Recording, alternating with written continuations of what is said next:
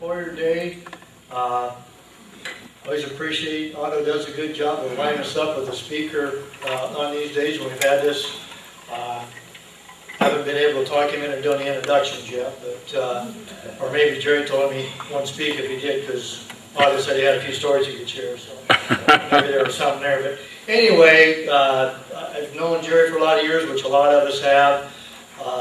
Didn't really necessarily know a lot about his background a little bit, so I did find out a few things. I'm going to kind of work backwards somewhat here with Jerry and what he's done, but he spent the last 20 years as the director for the economic development in the county here. Then before that, he spent 16 years as a professor in business and finance at Defiance College. And he told me that 6 years before that, then he was a manager for Dilly Door in Defiance. So he's had a lot of experience in this area. He said he grew up in Hammer, Ohio, which some of you, if you're not all of you, know that, back kind of down in Greg's country, and that's probably why he left there. I didn't think about that. I am with his teacher. Is that right? Yeah. All right, so you have some stories too, huh? No. Yeah, anyway, Jerry graduated from the University of Dayton, spent 6 years in the with the National Guard, and has 4 children. We're just getting in to talk about them a little bit when we had to come up here, so I didn't get a lot of details there. But anyway, I'd like to give Jerry a warm welcome today. So.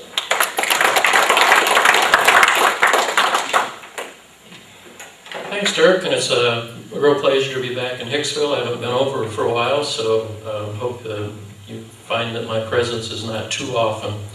Thought I'd start with just a real quick review of the Defiance County CIC structure. That's who I technically work for. The CIC was put together 55 years ago by business persons in the Defiance community. We are a 501c6, which is a nonprofit corporation, but we are not a charitable organization. We have a 15-member board, 6 public members on that board, and 9 private members. And the Hicksville community is represented on our CIC board by Mayor Collins and Ben Neiswander from APT Manufacturing Solutions. So I thought today I'd just bring you up on some of the current events and some of the things that are going on in the county and a few things about the state of Ohio. 2018, when we close the books in December, will prove to be a very good one for Defiance County in economic development. We've been blessed with quite a number of projects this year and quite a bit of diversity in those things. And we think that looking longer term, there will be some things to talk about that started in 2018. So start a little close here to home. About 2 weeks ago, the Defiance County Commissioners invited me to go along on a tour of Hillendale Farms. And I know some of you have probably had the pleasure of going through that facility. But boy, what an impressive operation. I think the thing that struck me the most was the degree of technology that they're using at that facility. Hillendale Farms started in 2012, and through 2013 they started their phase 1, and it's been great history here of expansion and development. They currently have 13 buildings, plus their operations center, a maintenance building, and of course the feed setup with the grain storage and things like that. As you might imagine, the formulation for the feed for the hens is very closely monitored. They impressed upon us when we toured the facility that they do not use antibiotics and that. They're very careful about that, but they do monitor the health of the birds very closely. It's just amazing the volume of eggs that they produce. 3 million plus birds in the facility right now. And as I said, 13 buildings currently, and 2 more buildings are planned for the future. Hillendale has both the caged birds and also what they call cage-free eggs, which is something that the consumer market is asking for, and they've responded. Typically, they will get an egg about 85% of the birds will lay an egg once a day. So they don't quite get 1 egg per hen per day. But with 3+ million chickens, you can imagine that there's a lot of eggs to be handled. And they told us that on a Tuesday and Wednesday, which are their heaviest shipment days, they typically would send out 7 to 8 million eggs each day, every week. And of course, this is a 24/7, 365-day-a-year operation. Those chickens don't get Christmas or Thanksgiving off. And so they don't process and sort eggs every day. They do accumulate them. All of the eggs are gathered, flow of gravity, and wide conveyor belts that handle the eggs very delicately. But when they get to the sorting machine, these are very high-tech machines made in Europe, and they had, I believe it was 16 different lines that sort these eggs. And the day we were there, all 16 of them were in operation. So their sorting machines check for things such as cracks. If there's too many cracks, those eggs are diverted. And it also has the ability to look inside the egg and see if there's too much blood from, when the egg was formed within the chicken. So all of those types of things are things that might get an egg sorted out. The eggs are scanned optically to make sure that they're clean. They all go through a wash as they come to the sorting operation, but if an egg wasn't completely clean in the first time, it is diverted through and goes back through the washing cycle. So these eggs then are placed in cartons. Every egg that leaves there is put into some type of container or carton. I think of the styrofoam cartons that we pick up in the grocery store, and that's most of what they ship out. And their markets are primarily the retail outlets. They told us that a lot of their eggs go to the southeast United States markets, and the majority of the rest go towards the east. About as far west as they ship eggs is to the Chicago market. So Detroit, Cleveland, and some of the East Coast cities receive the bulk of these eggs. And Hillendale has both white and brown chickens, and he said, well, why is that? Well, because there is a market for brown eggs.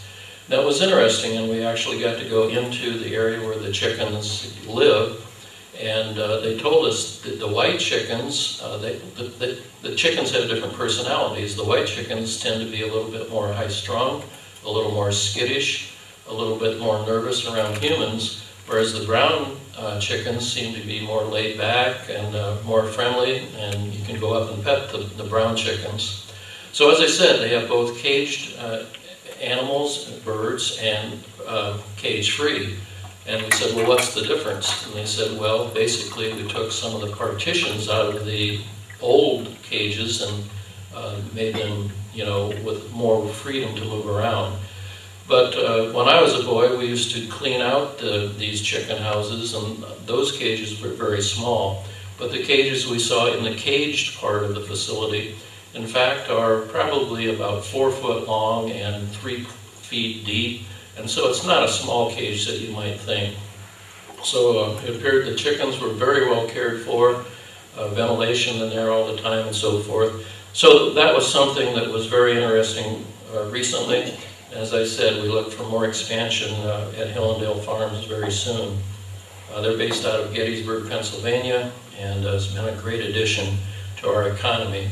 Not only the employment that they currently have about 55 employees, but if you think of the amount of corn and grain that they use from local farms, that's very impressive. Again, in the local company, 5 Acre Mill has just completed their paperwork for a planned expansion. Tim Becker and his crew intend to add on to their building. They need some office space and warehousing, and that company is doing very well. If you don't know, they make wood components for other manufacturers, and some of their clients include Steelcase and other office furniture makers, as well as many residential furniture makers. Very nice operation. I just love the smell of wood, and I love to go and visit Tim and see what he's making. FWT, we also visited with them about 3 weeks ago.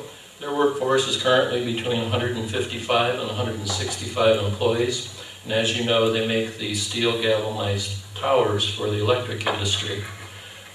They have merged with Sabre Industries, and the combined operation now, I believe, has 3 production plants across the nation.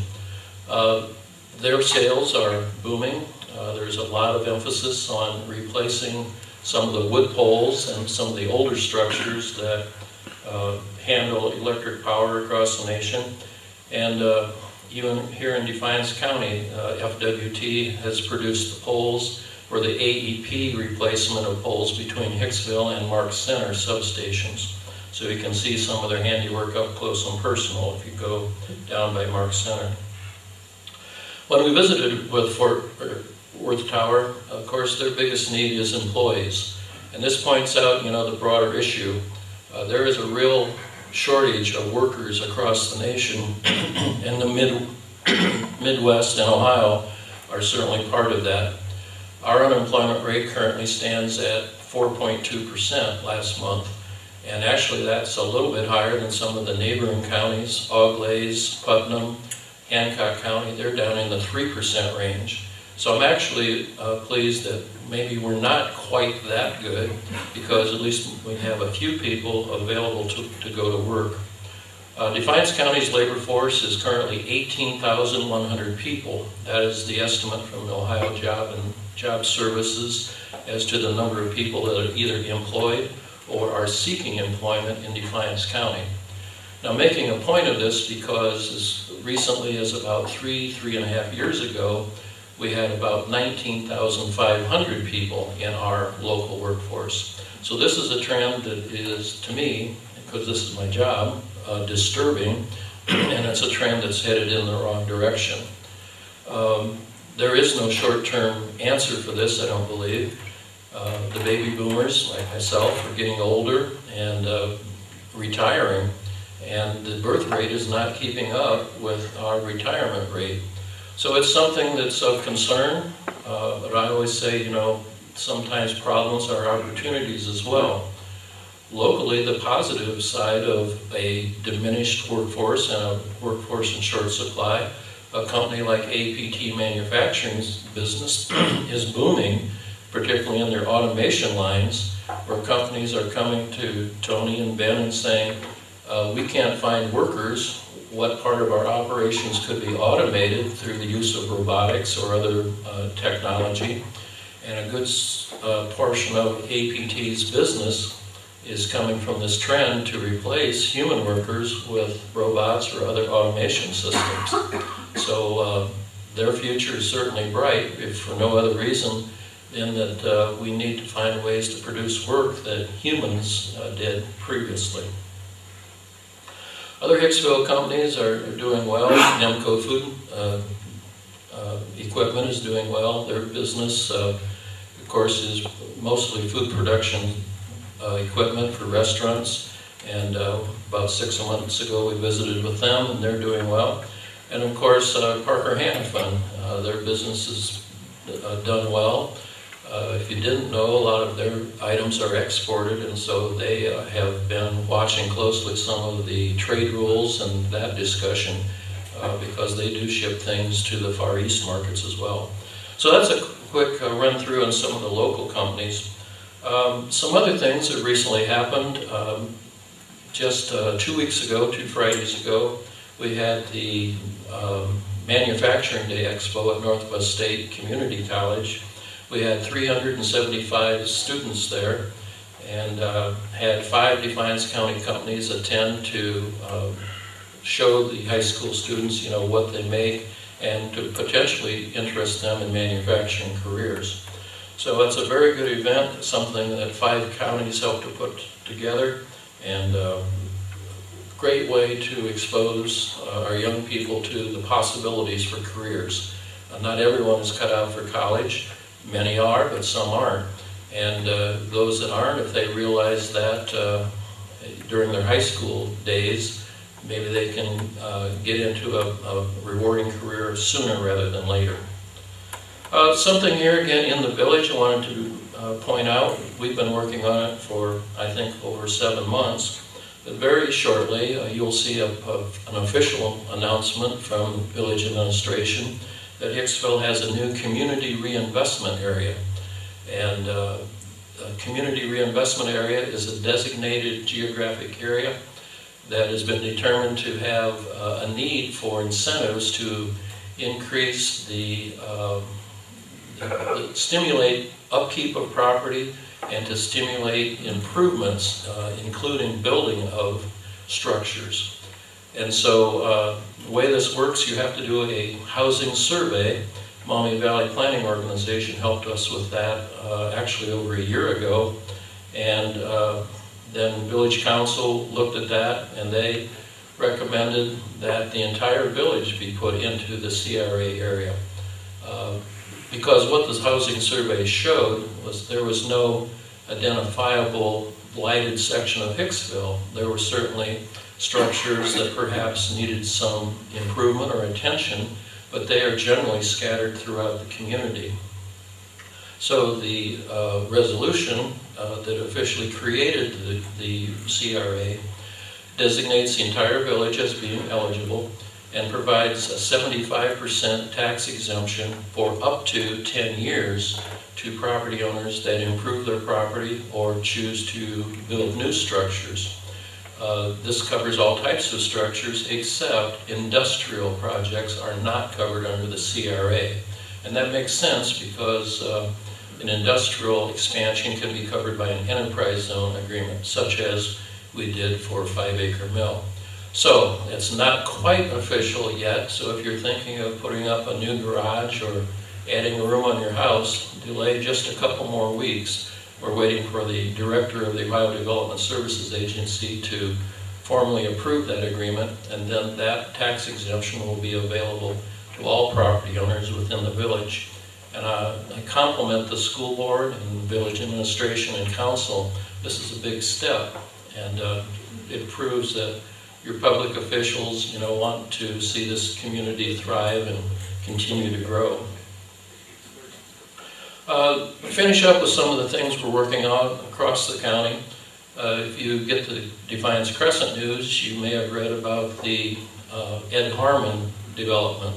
NAR Harmon Group is a nationwide development group based in Toledo. Ed Harmon is a very successful developer who has done projects in over 18 states, and he has received notice regionally because he is heavily involved in the Overland Park brownfield redevelopment up in Toledo, the former Jeep site. And he was able to bring in actually now 3 companies into that, and Ed Harmon is known for his success. He has operations in the Columbus market, which are led by his son, and his stepson is actually in the construction business, so they have a lot of things going on within the family structure. But what's going on in Defiance? The City of Defiance is partnering with the Harmon Group. The City of Defiance has provided 79 acres, and that land will be turned over to the Harmon Group at no cost. And in return, the Harmon Group has agreed to build and pay for all of the infrastructure needed to build a new industrial park on the east edge of Defiance. So this is located on Domersville Road, south of US Route 24, south of the Short Line Railroad, and north of Kettering Hills residential subdivision. The 79 acres will be devoted for light industrial and warehousing distribution type projects. As part of this, East Commerce Drive, which exists now but only for about 1,000 feet, will be extended to the east and will run from Carpenter Road over to State Route 281, Domersville Road, just south of the Domersville Road interchange with US Route 24. So as I said, Harmon is responsible for building and paying for that road, including the electric, gas, fiber optic, all of the sewer, etc. So it turns out that it is, pretty much an equal partnership. The estimate to put the infrastructure in place is over $3 million. The land was purchased by the city at a cost of right around $2 million, and we hope to get some grants from the state or federal officials, and it'll turn out to be a pretty equal partnership before we're all done. So that's something that we'll be working on through 2019, and we're very excited about. The Defiance Spec Building has been half filled by an exciting company called DECKED, D-E-C-K-E-D. They are out of Ketchum, Idaho, And the reason that they're coming to Northwest Ohio is their primary two suppliers are located here in Northwest Ohio. DEC makes a slide-in storage unit that would go in the back of a pickup truck or a panel delivery vehicle. It's very handy with slide-out drawers, drop-in type removable chests, and 2020 Custom Plastics in Holiday City makes the big tray type extrusion, and B&B Molded Products in Defiance makes the lift-out drawers and mobile chests that go into that. They have promised to create approximately 18 to 24 jobs in the next 2 years, and they have an option on taking over the second half of that building. Their lease is currently for 50,000 square feet of the 100,000 square feet building, with the option on the rest of the building. There's been a good number of leads sent our way from the Regional Growth Partnership and Or Jobs Ohio this year. And currently we're working on a very large industrial lead that needs rail service and a large amount of gas and water, and that's exciting. So we'll see where that leads us. Defiance Metal Products is expanded in 2018. We're working on a possible expansion at Johns Manville at their Plant 8 in Defiance. And so as you can see, they're quite busy. But I had a few minutes to drive around Hicksville when I came over for the meeting today. And what a pleasant community, and well kept, and everyone should be commended on the quality of life that you have here in Hicksville. With all the craziness going around the world and other parts, it's certainly nice to know that here in Northwest Ohio there's a quality of life that we can appreciate each and every day. So as always, thank you for your support. Continue to support your hometown and your families. That's what makes America great. Thanks a lot.